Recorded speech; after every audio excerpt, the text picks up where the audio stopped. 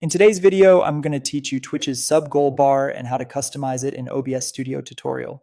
A sub-goal bar is a great way to motivate your community with a clear visual milestone. We'll set it up using a streaming tool like Streamlabs or Stream Elements, customize the look so it matches your brand, and then bring it into OBS Studio as a browser source. First, log into your preferred streaming tool.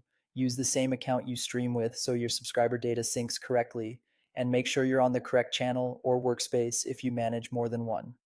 Once you're in the dashboard, look for the section called All Widgets. This is where most on-screen overlays live, from alerts to goals.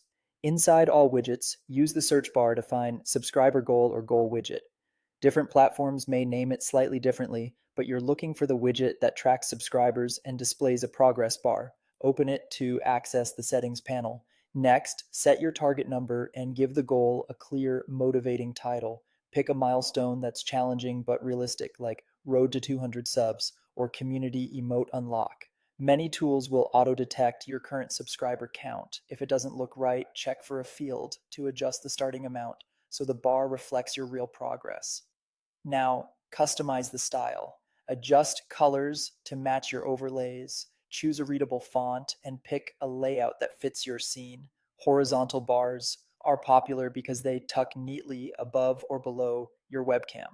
Keep contrast high so the fill color and text are easy to see at a glance. If the tool lets you tweak the goal amount display or formatting, make sure the numbers are clear and not overly cramped. When you're happy, save your changes so the widget updates.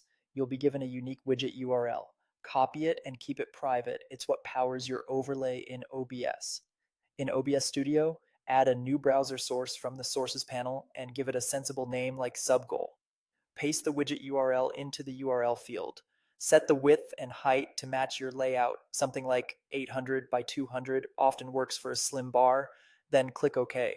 Position it on your scene, resize as needed, and lock the source so it doesn't move accidentally. If it doesn't appear right away, refresh the browser source or switch scenes to reload it.